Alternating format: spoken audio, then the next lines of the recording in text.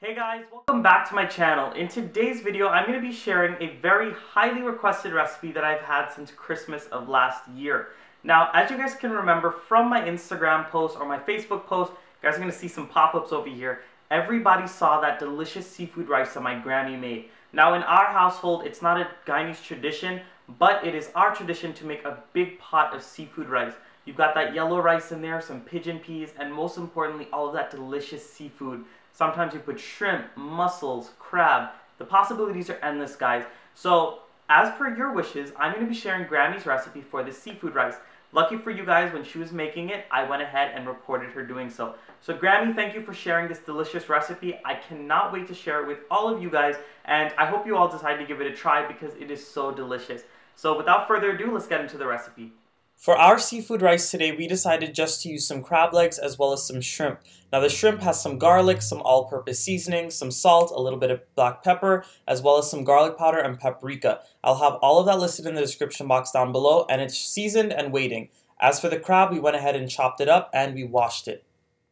Once your seafood is prepared and it is put to the side, it's time to work on the actual rice. So what we've done is we've heated up some water in a large pot because we're making a good amount of this seafood rice, and my grandmother added some bay leaves, some sazón seasoning, which gives it that yellow color, a little bit of oil so the rice doesn't stick, and a few other things like some salt, and I'll leave all of the other ingredients that we use in the description box down below just so you guys can get all of those full measurements and all of the ingredients. Once the water comes up to the boil, we added in our washed rice, and then you're going to cook it until the rice is tender. About a minute or two before the rice is done cooking, you're going to go in with some pigeon peas or any bean of your choice. You could also omit them, but if you're adding them in, allow them to cook for about 1 to 2 minutes with the rice, and then you could drain the rice and put it in a big tray or a bowl to let it air out before you cook. As for the shrimp and the crab, we went ahead and steamed the crab for a little bit, and we went ahead and we browned the shrimp off and fully cooked them. Once all of the components of your dish are put together, it's time to mix all of it together and get it into that classic seafood rice that we want to get in the end. So in a big pot, you want to make sure you use a big pot so everything has space to cook and everything has space to breathe and get all of the flavors that we're adding in. You're going to go in with a few tablespoons of oil, and then you're going to add in some sliced onions and fry it up until the onions get golden brown. Once your onions get a nice golden brown color, you're going to go in with all of your cooked rice and that pigeon peas mixture. Once you add it in, you want to straight away start to stir and break up any of those clumps of rice, and then I'll show you guys the next step.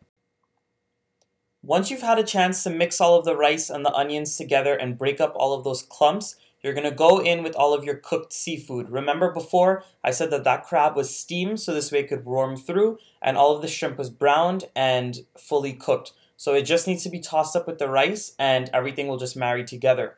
Now, as you guys can see, when we poured that seafood in, some of the juices came into that. That's exactly what you want because all of those juices are just going to soak into the rice and make it so much more better. So what we're going to do now is we're going to go ahead and finish stirring it up. We're going to taste it for salt, maybe add a little black pepper if it needs. And at this point, you can also top it with any fresh herbs that you want. You can also top it with some fresh scallions.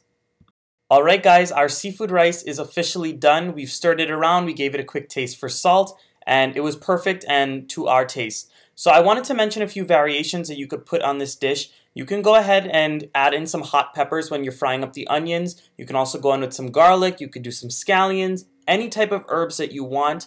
You guys can totally make this up to your taste. We just went really simple with this.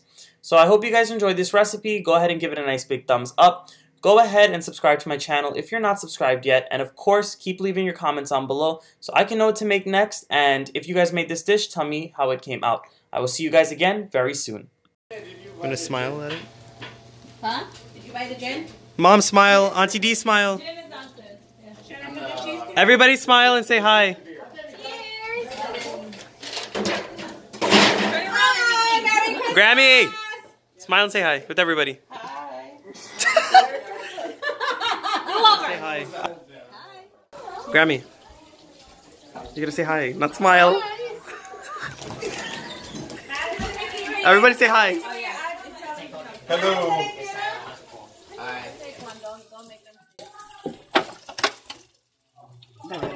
Record. Yeah. Record. Is it recording? Yeah.